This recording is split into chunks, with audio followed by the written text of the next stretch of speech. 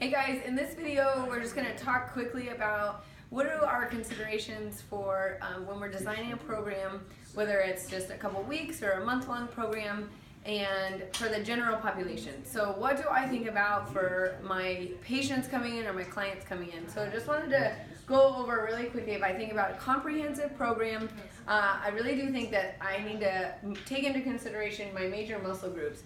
Am I hitting all of those? So quick review, and maybe you tick through them in your head. Let's kind of start from bottom up. Is that like calf, gastroc complex, making sure that we're hitting those. Those are hugely important in gait and posture and all of those things.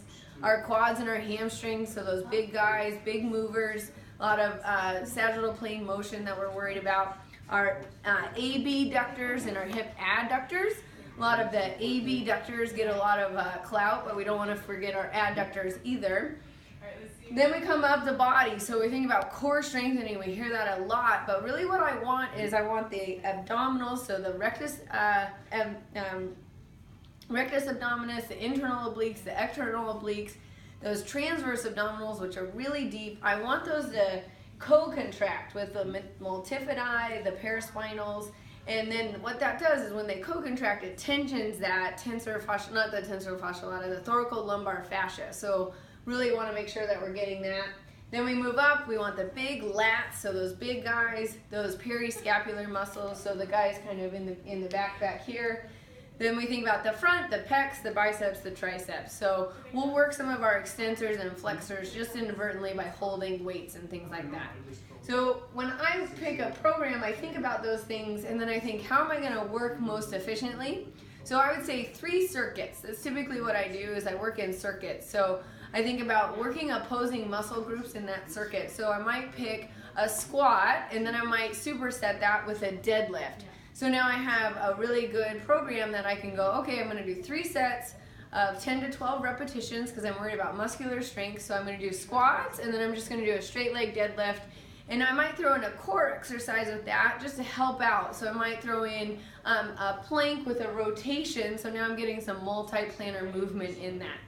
So I'm going to think about doing my big muscle groups like that first, and then I'm going to start to whittle down. Second circuit might be, now I'm going to take into consideration, I might want to focus a little more on my hamstrings.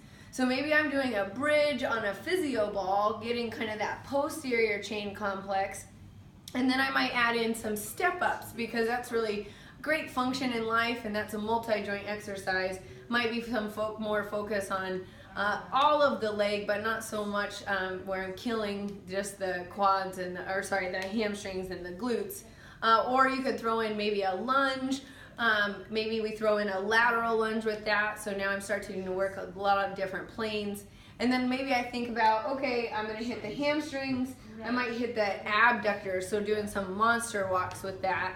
And then maybe again coming up with a core exercise. So I know I did planks with rotation. Maybe this time I'm going to do Supermans on my belly. Really get that to tune in that way. Then I'll move down and I'll kind of move to the upper body. So when I think about the upper body, this is where I put in kinetic chain considerations. In this day and age, I always assume that people have myofascial tightness and restriction in their hips, so they're really lacking hip extensibility, that hip extension. I think about that anterior chain is just tight because of all the sitting that's being done. So pecs are tight, the abdominals kind of become turned off, the hip flexors are tight, and then we lack some dorsiflexion.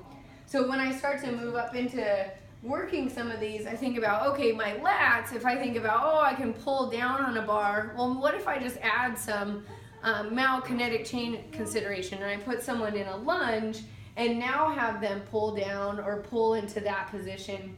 Now I've just opened up that kinetic chain and made that an exercise where I'm focused on the lats, but I've also focused on the kinetic chain environment that they might be a little bit restricted in. I really like to work the pecs and the lats in conjunction with each other. So if I'm working on like a cable cross where I just did lats this way, I would have them turn around and now just do a chest press this way, or maybe have them do a fly. So now I'm getting a big muscle group here, and I'm supersetting with a big muscle group there, but I've just worked my great kinetic chain, stability, neuromotor, because I'm adding some balance into that. Biceps and triceps, a good way to cue that or change that up and add a little bit more is just to have someone do some single leg stance. Or if I'm doing a tricep, maybe I'm doing it in kneeling, so I'm helping out with some of that stuff as well. Don't forget the periscapular and the deltoids. Some of those you can do. Just think about the action of it. So a deltoid, we write big humeral movers. So we want to make sure that those big global movements where we're pressing up or we're laterally raising or front raising. So those are really good to do. And then our periscapular, so those are the little guys like external rotators. So when I do an external rotation, again, I might put myself in a bigger stance. I might add it with a wide T-row, but now I'm getting into some external rotation. So now I'm teaching that whole complex how to work and how to work a little bit better. One of my favorite ways is to do a side plank. So now I'm having them pull, come into external rotation and do a row that way. So major muscle groups, but I'm taking into consideration kinetic chain, posterior chain, tightness in really that posterior chain environment. So kind of considering both of those type of chains and looking at the person in front of you might need to influence that way. Okay, then I also take into consideration my environmental considerations. So what is my patient doing for work? I would say most of us are sitting. So we checked that box off by tweaking some of the exercises. Recreation, if I have someone who wants to do hiking, I'm going to do more things that involve the motions of hiking. So stepping up, more things on an Air-X or a Bosu ball. But I'm still kind of coming back to my traditional bigger muscle groups that I want to work. And then what are my patient goals?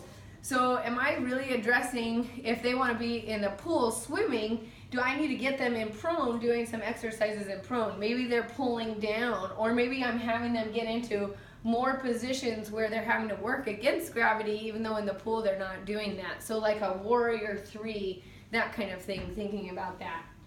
And then lastly, I just want to come in to make sure that you guys take into consideration current level of fitness. So if your patient is lifting already 15 to 20 pounds, don't give them 5 to 10 pound dumbbells. Make sure you're really honing in on where their starting point is, and then also don't be too aggressive with where we're going. So you might limit that. We might start with 2 sets of 10 to 12, building up to 3 sets. So that would be a good way to make sure that we're adding that in. Okay guys, just a quick summary of maybe how to incorporate some global strength training into it and taking into consideration the full body for your patients.